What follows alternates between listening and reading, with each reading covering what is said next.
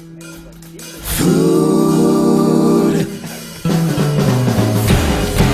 F-O-O-D, food, food.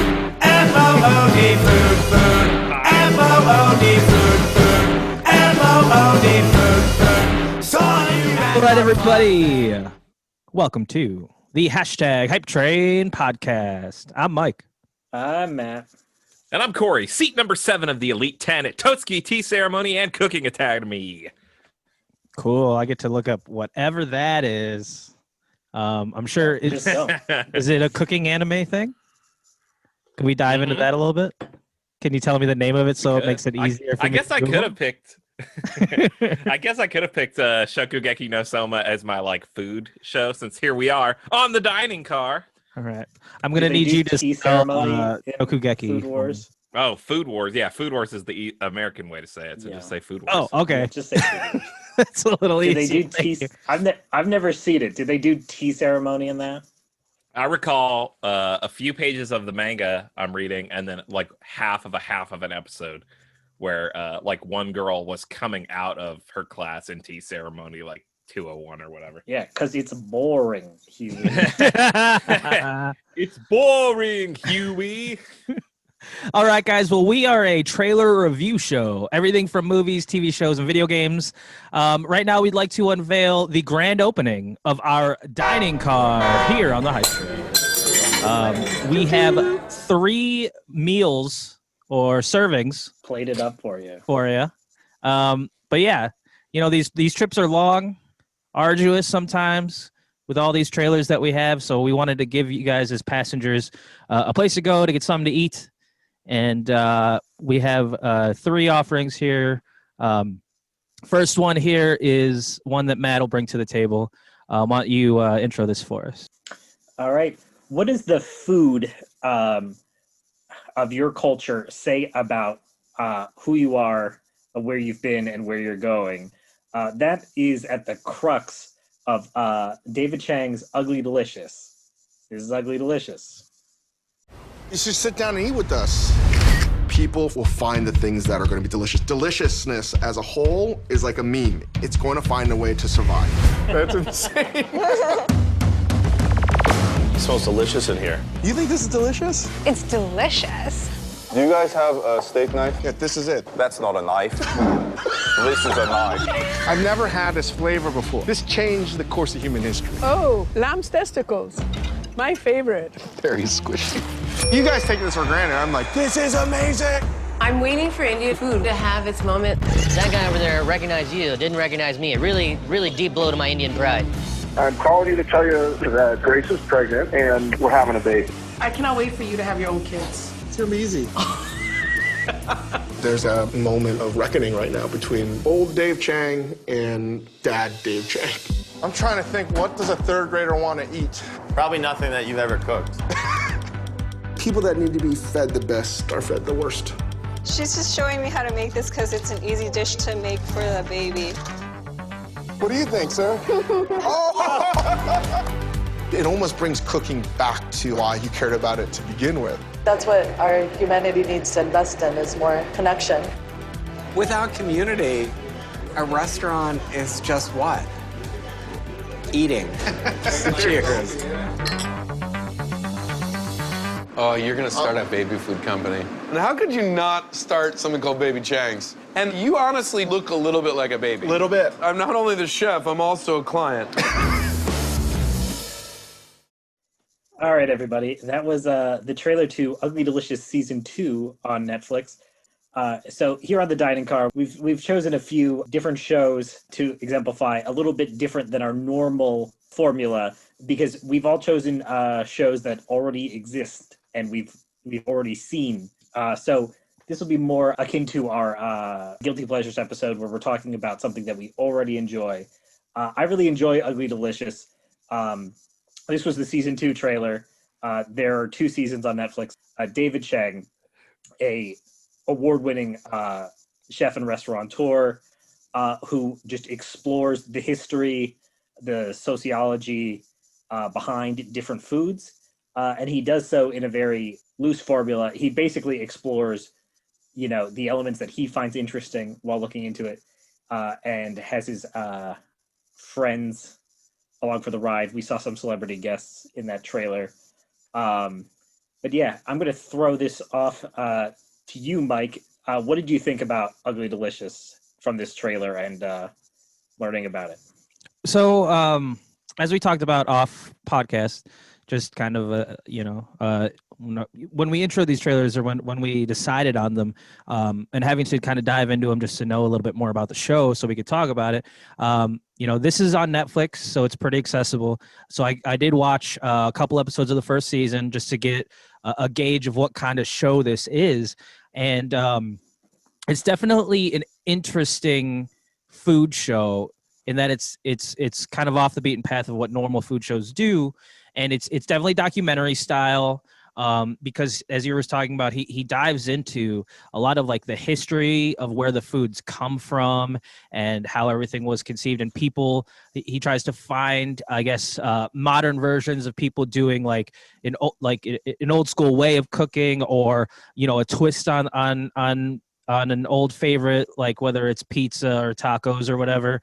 A couple of the first episodes there, he has like the David Chang parts are there where he'll do his interviews, but there are also like, and he has these people that are kind of just documenting their trip. Like I think they went to like some food expo and stuff. It's not always the same journalists, but there are often other people other than David Chang, doing things, especially in season 2, because as the trailer showed, it kind of got railroaded by the fact that he became an expecting father when shooting the season. So it sort of changed the whole focus of the show.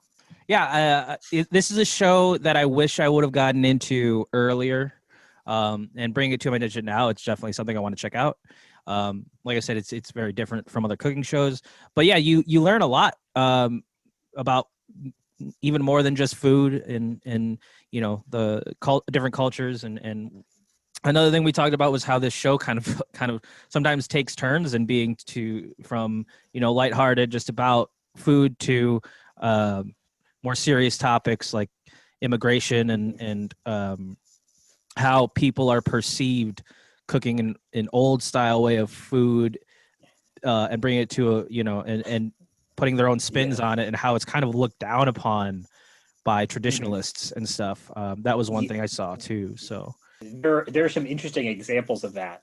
In an episode about fried chicken, he goes to like the restaurant that sort of pioneered Nashville fried chicken, and then he goes to a much more popular restaurant in a safer part of town and basically yells at the dudes who opened that up, because he's like, oh, you're basically just stealing this restaurant's recipes and making it easier for white people to eat it, and you're chasing away all the business from these pioneering restaurants. So he doesn't shy away from controversy like that. And the chefs, the owners of that restaurant are just sitting there like, oh, okay, like, well, we'll think about that. Like it got really awkward. Or the episode about Chinese food is just him like talking about how much he loves Chinese food. A good portion of it is him saying like, people will not accept expensive Chinese food, and that sucks because it's just as much of an art form as any other thing, but it's sort of been pigeonholed in America into like this sort of like cheap fast food style place. And he's like, if you want the best Chinese food, you have to speak Mandarin because you have to order off, or Cantonese, because you have to order off menu. Well, I love that part of your stand-up where it's like the Vietnamese restaurant you want. Yeah. A good one is going to have like a copy machine. Oh, yeah. And that yellow bucket with the mop inside, the shelf with the pink opaque soap and the like gallon jug. And then there's this whole really funny segment where he talks about like MSG. Corey, I thought you would really enjoy this. He gets a whole bunch of non-Asian people who claim that MSG like makes them sick and everything, and that they can't go to Chinese restaurants because of the MSG. And they're all talking about that, and they're like, "Oh my gosh, like you gave us this Chinese food to sample, and I'm already getting a headache because of the MSG," and blah blah blah. And he's like, "We actually didn't put any MSG in that, but the snacks that you ate way earlier, like those Doritos that you said were really good, all that had MSG." So. Oh, David I Chang. got him. Ted Allen used to have a show called like Food Myth or something. It was essentially Mythbusters, but with food things. And the episode that was always burned into my brain was he got 50 people together and sat 25 on one half of the room and 25 at the other half and gave them all this huge Chinese meal for free. And then he went on stage that was at the front of this room and was like, all right, so hope you all enjoyed that meal. We loaded it with MSG. So just everyone just chill out and relax for 30 minutes. And then we'll go around and see what everyone has to say. And and they did. Half the room got MSG and half the room didn't. And so Ted Allen is going around, or whoever was interviewing, was going around interviewing people. And they go to this like middle-aged white lady who just looks so disgusted and upset. And he puts the microphone in her face and he's like, why are you so upset? And she's like, I'm already so dizzy and so nauseous and my hands are sweating and blah, blah, blah. And I can't believe you've done this. This ought to be illegal. And just goes on this huge like 5-minute rant. Only to find out she's sitting on the half of the room that didn't get any MSG, and the camera just whooshes into her face, and she just looks so embarrassed. Oh, man. And I always think about that whenever anyone brings up MSG, because then Ted Allen goes, there are actually no positive reports or medical studies that show MSG has any negative effects on people. That's just in your head. You've been plagued and like bombarded by the media to think that way. That's on you for acting that way, not on people who are just trying to sell you food. And I was like, man, Ted Allen is cool as hell.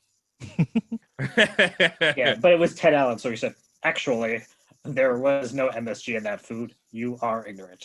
He said, fun fact. I guess I'll just bring this up now instead of later, because I was going to just throw it to you, Corey. But the point you said, Matt, about like Chinese restaurants, either looking Asian or being able to speak some Mandarin or Cantonese to order from them. Mm-hmm.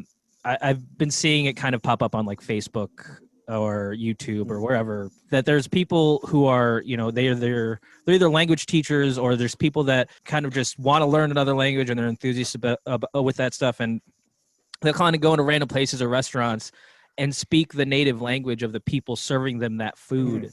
And it's really cool to see, just because their reactions are always so genuine from the people working there. And it's just a real respect thing that I feel that you give to people that from that country. And when they see somebody that took the time out to learn, even if it's just some. But yeah, I don't know where I was going with that, other than like, there's the respect thing.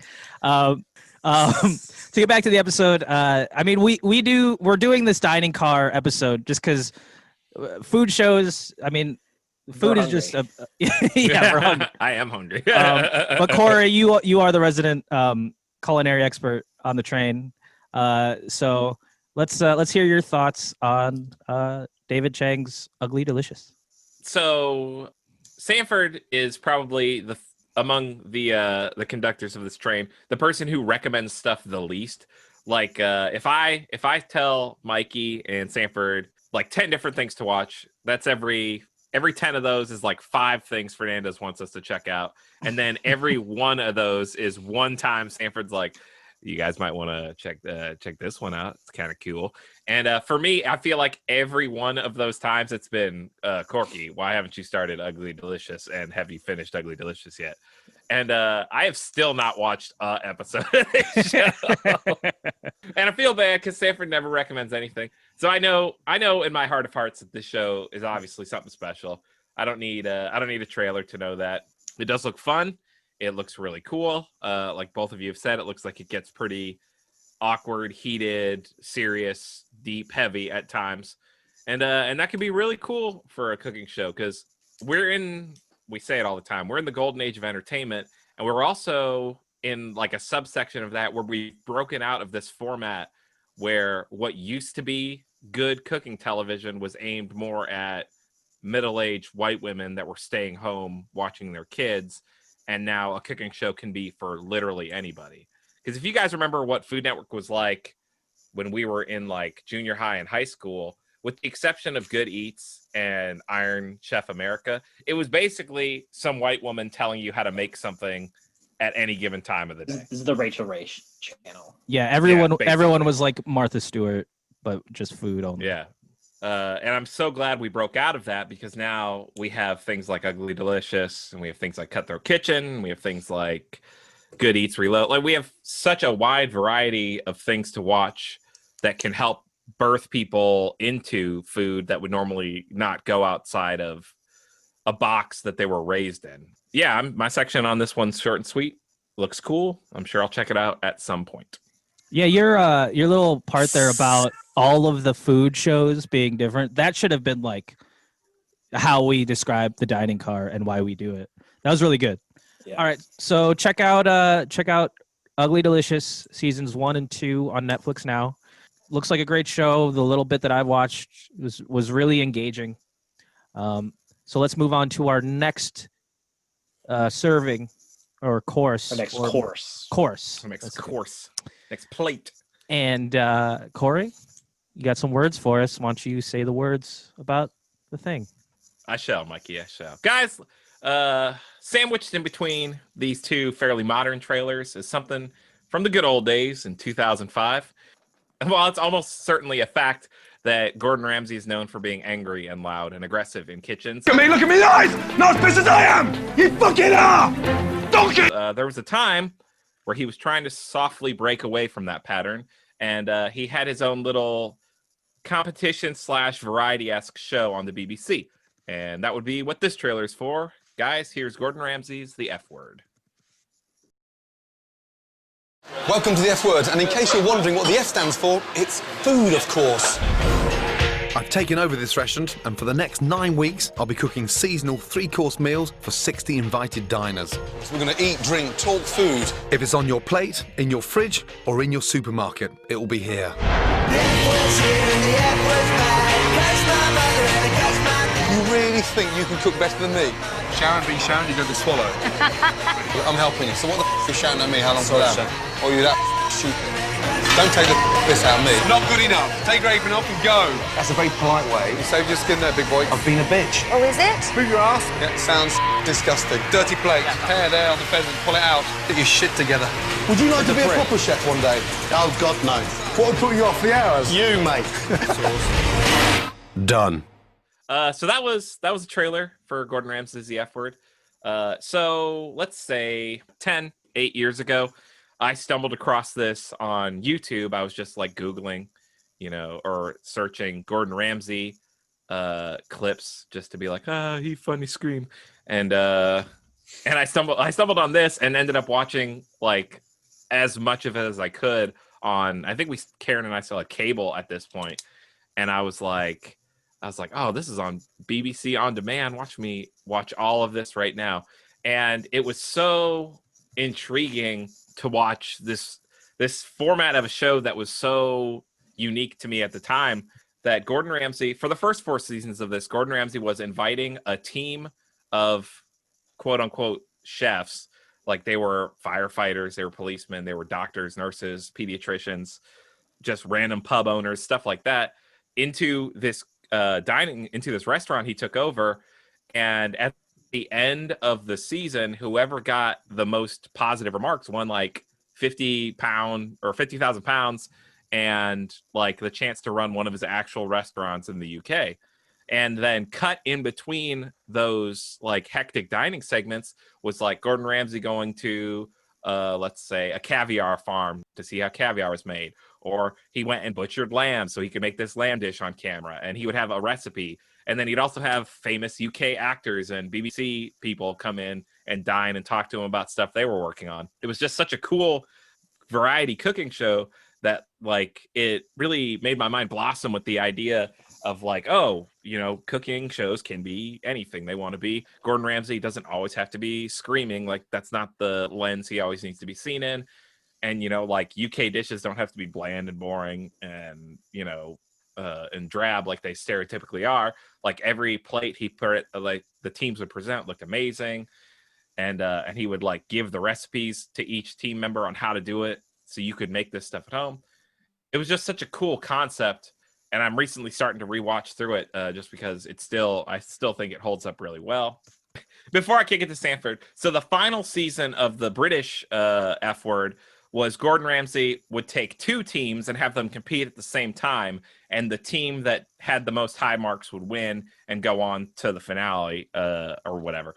And that's what the US version was based on. Like, they took the whole two teams competing at once and Gordon bouncing between kitchens, and that's what they ran with, and it was terrible. And like, it was on Fox. It had one season. And he had guests from like Fox shows show up, and they'd be like, "Oh yeah, it's really cool." Sons of Tucson or whatever. Yeah, like dumb shit. Yeah. And like the guests, it felt so fake. You could tell Gordon didn't want to be there. It was just a check. You could tell he didn't like interacting with these American like cooks. Yeah, well, I mean, it sounds like they tried to make it Hell's Kitchen again, because that was the U.S. version of that was on Fox. So. And it's funny because I think at that point, like now in history, Gordon Ramsay will have had like 5 shows on Fox, because he had Kitchen Nightmares, Hell's Kitchen, F Word, 24 Hours to Hell, or whatever that one was, and then he had Hotel Hell. So, there's more than that. There's MasterChef Junior's on Fox. Oh yeah, but yeah. Yeah, there's a lot. I mean, I'm on his Wikipedia page, and I'm like, just because Gordon Ramsay has had so many shows. But I don't want to step over Matt anymore. Let's get to his thing, and I'll just talk about. Let's get to Matt's thoughts. Would you Fernandez? I've never seen the F Word, though. After watching this clip, I realized that I've seen clips of the show. It's not really shown in the trailer, but the stuff you were talking about, Corey, about him going out and like sourcing food, or like seeing like, okay, like we're gonna go and like slaughter this lamb. And whatever. I've seen clips of Gordon Ramsay doing that, and I now understand that was from this show. The thing about it is the American versions of Gordon Ramsay's shows usually end up being all about confrontation and pressure. Like Hell's Kitchen, it's always like, well, here's a mad chef yelling at you, you worse chef. Fuck off you fat, useless sack of fucking Yankee danky doodle shite. You know, or it's like, oh, this is the worst restaurant ever, and Gordon Ramsay is there. Stodgy, bland, and just really thick. It's like having a mouthful of glue. Whereas everything I've seen him do on the BBC, his personality is his personality, and that's engaging, but there's so much more to him than that. He actually can show his skills or his love of food and that sort of thing, and that's just way more enjoyable. And it looks like this show is really exploring that element of it with just, you know, of course, Gordon Ramsay's going to give you a, you know, you idiot sandwich, you know, every few minutes naturally anyway. But yeah, so this looks pretty fun. Yeah, there's really nothing more to say, because Gordon Ramsay is sort of a known quantity, and it's, you know, and it's a great thing. Mike, what do you think? So yeah, I mean, a lot of your points I just like to expand upon it just is Gordon Ramsay, super famous. Everyone knows him, you know, and there's a reason for that. This is his, like, from looking at the Wikipedia, it breaks down his shows by year. This one was in 2005 in the UK. It's like his maybe 3rd or 4th show, really his like 3rd show that was his. And Gordon Ramsay is the type of person that really cares, and you can see that in how much care he puts into the food he presents on this show. But like, Gordon Ramsay is so damn charismatic when you watch like this show or any of the shows where he's not yelling about stuff. And I think that's why he has so many shows and is so famous. He has a tremendous amount of knowledge and skill as a chef, which is a huge part of it. But he's also really entertaining to watch in both forms of him, you know, raging on somebody and him also just knowing a lot about food and the care he puts into it and the reasons why he does the things he does and how he explains things. I watched, so the F Word, the UK version is on Hulu. So I was able to watch like the first episode. There are parts from that trailer in the first episode itself with the celebrities coming in, and the show, as you were talking about, Corey, it's kind of really fluid, where, you know, he'll have his parts in the kitchen and he'll explain, you know, that he wants to show how, you know, where the food comes from, how it's prepared. And you learn about that. And then he has conversations with the celebrities he brings into this restaurant that are really interesting about cooking. I like Gordon Ramsay a lot. I watch Kitchen Nightmares. I really enjoy. I got into that recently. I've seen other stuff like MasterChef. I can't get into a lot of the other stuff because a lot of it is the American versions of his show is just to see Gordon Ramsay blow up on people. And it's less of like a learning experience and more of entertainment. But yeah, I like seeing him fix places because I'm a fan of like Bar Rescue with John Taffer, which is like the same shit. It's just him yelling at people to like clean your fucking bar, you stupid idiots, and then we'll work on the rest of the shit. You should take a picture of that and call it culture. You should take a chair and sit on your ass, and you should clean it. This is absurd. You know what that is? The culture of failure. And you, my friend, are the epitome of it. Clean the kitchen and then we can start to train. Because every bar he goes into, the first thing is it's nasty and gross. And in Kitchen Nightmares, it's the same thing. Kind of, like, it's just nasty and gross. Like, boy, we got no customers. Yeah. Maybe because we have rats in our produce cooler. But anyway. I watched a clip, just a clip from the British Kitchen Nightmares the other day, and there was just a pigeon flying around in the back, and Gordon just keeps going, this pigeon's still fucking here. We gonna do something about that, or but yeah, these shows are really entertaining. My takeaways from the show, though, it's I was trying to say it was more fluid. You can learn a lot from how the food is made in the kitchen. You see a lot of people running around in the kitchen and how he kind of commands that. He's teaching you as well as teaching his kitchen staff how to cook stuff. So you get to see that firsthand, which is really cool.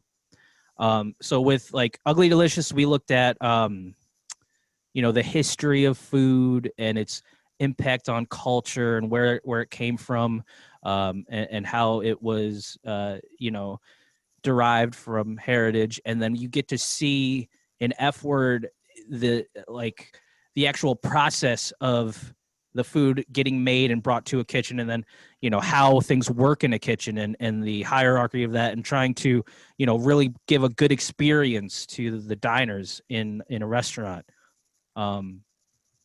So I think with that being said, we'll move on to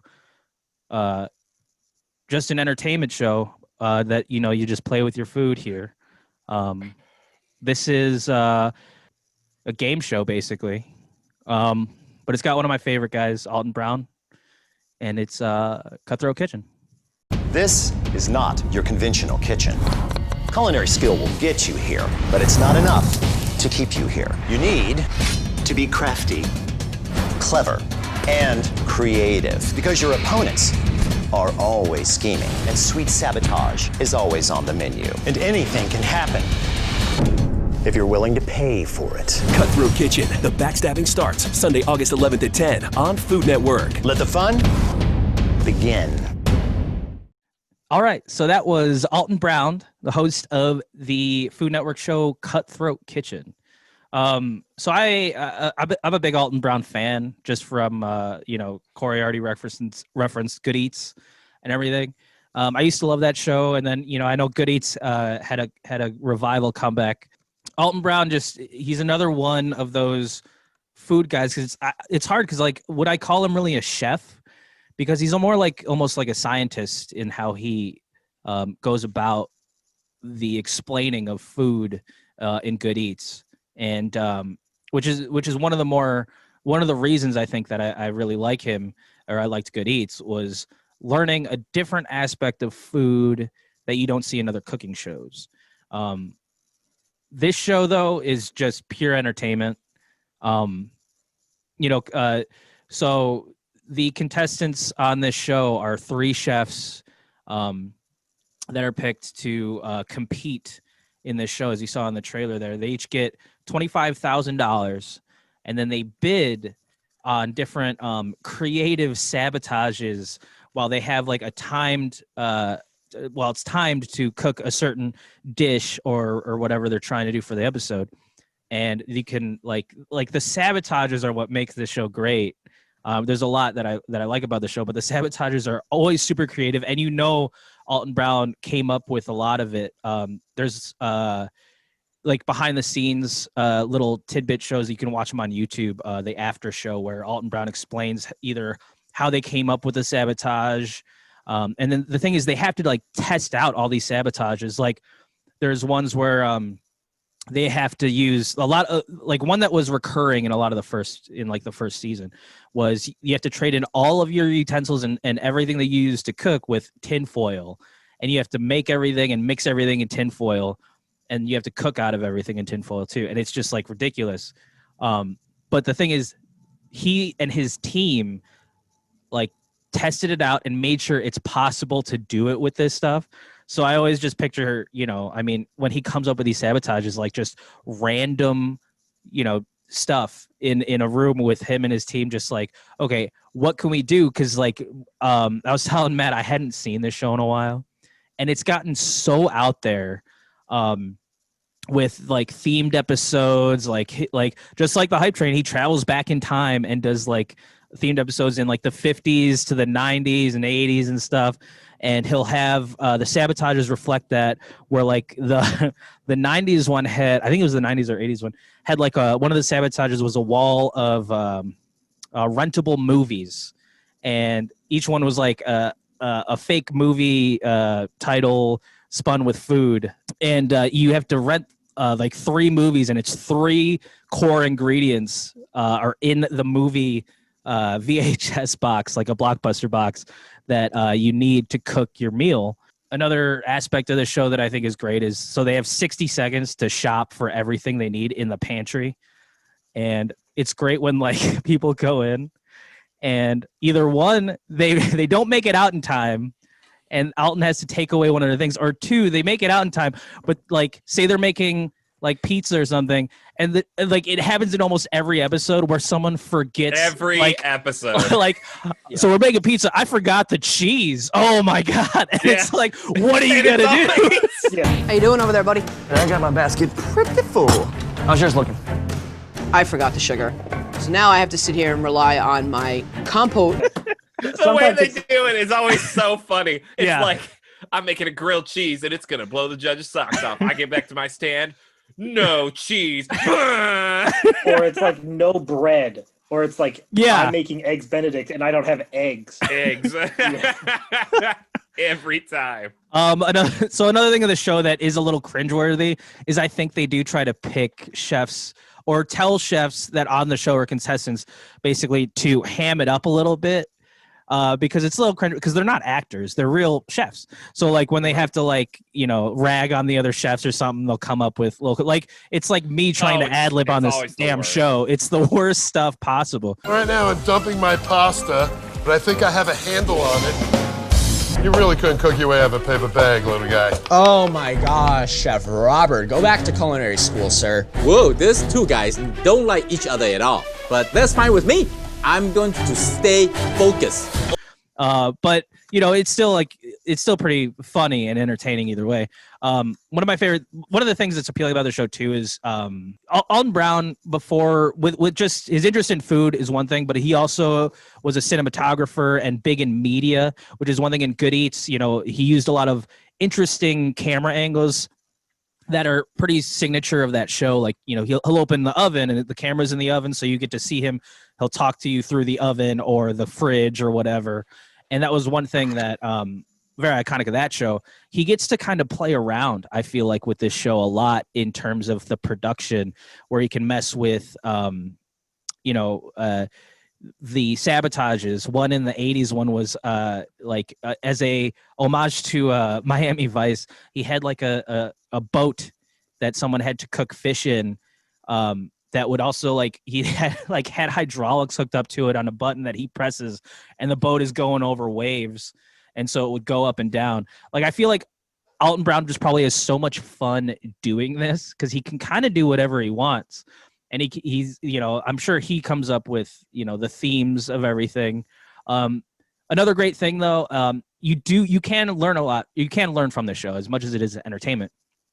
There are a lot of times where one of the chefs having a sabotage has to do something where he has to cook it a certain way and he chooses to do it this way. And then Alton Brown steps in and he's like, oh, well, yeah, he's choosing to cook that in the oven, but because of that sabotage, it might help him out if he, did X, Y, or Z instead. And you're like, oh, that guy's dish is going to be terrible. Yeah. But usually he's like, well, he's made the decision to do this, which is crazy. What I would have done is this, this, and this. And he makes this ridiculous thing sound so simple. Yeah. It's just great. And the funny thing is when you were talking about the F word, Mike, you mentioned the microwave. Usually, a lot of the time, Alton Brown's like, nobody ever uses the microwave in here. The microwave can help you a lot. Just don't cook everything in it. Use the microwave. Alton Brown loves when people use the microwave. Cutthroat Kitchen is so fucking good. Yeah, and you also get to see Alton Brown like really poke fun at people too, because when either they have a sabotage.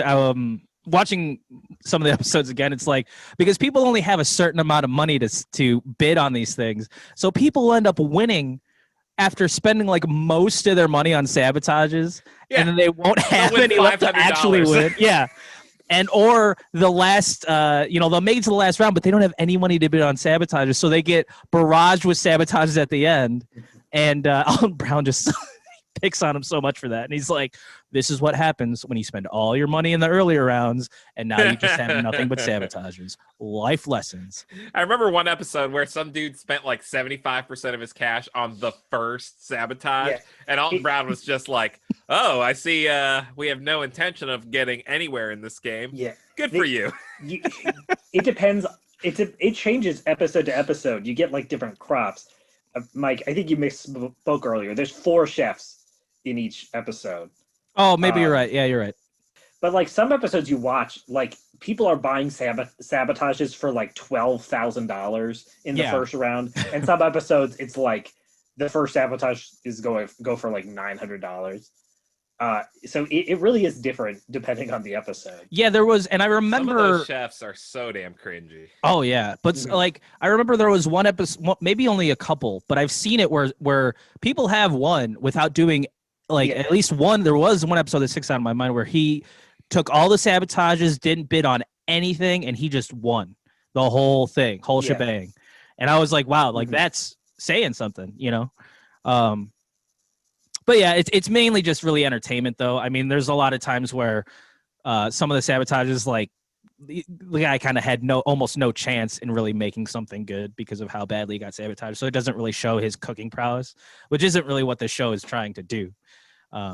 No. But yeah, so that's I don't know. I just went on a huge here's all the things I love about it. So let's just you guys talk. Tell me what you guys think, Corey. I feel like that's how all of these segments have started. It's us just splooshing about how much we love a show. Yeah. And there's nothing wrong with that. Yeah, and then just saying, hey, what do you guys think about it? I love Cutthroat Kitchen. It's such a cool concept. Like, Alton Brown is a guy with a lot of stuff going on in his head. So for him to, it's not surprising for him to just be like, you know what? What about a cooking show? And it's kind of like a battle royale, but also, what if I gave them some money and that's their prize money and I just give it to them up front? But then what if I make them pay to mess with the other players with their own prize money? That's funny. I'm going to make them do that. And it turned out to be such a great concept. The one thing I will say about Cutthroat Kitchen is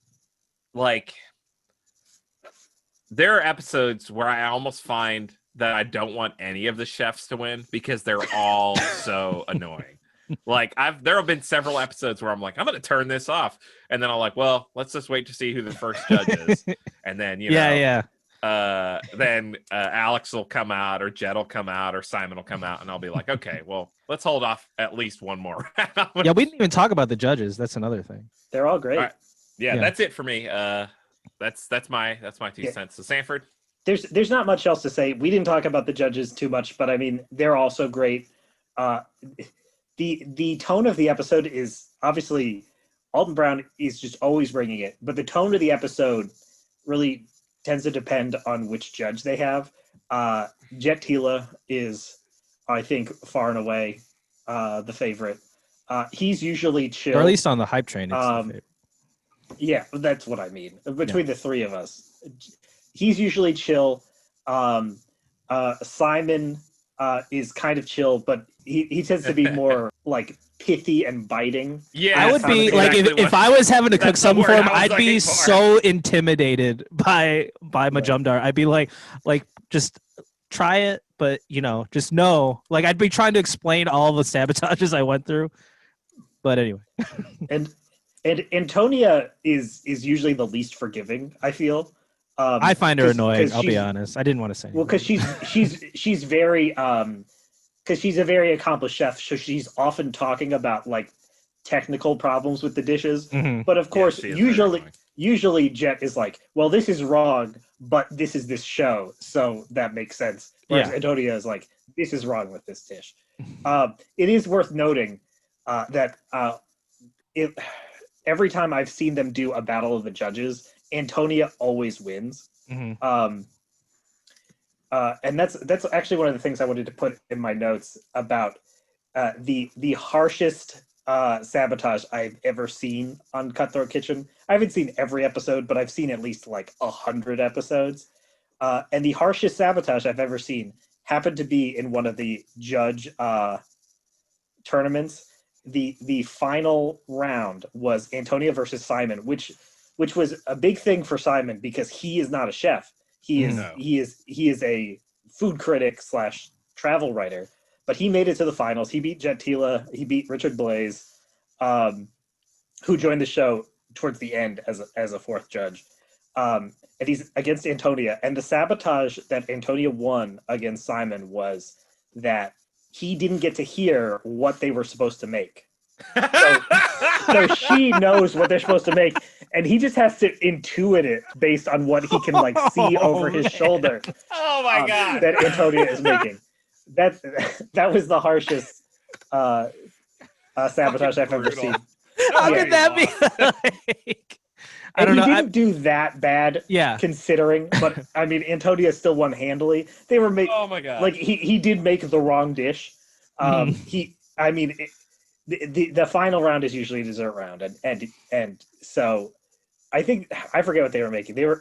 Antonia like was really sneaky. Like they were supposed to make like brownie a la mode, but she made it look like she was making chocolate cake or something.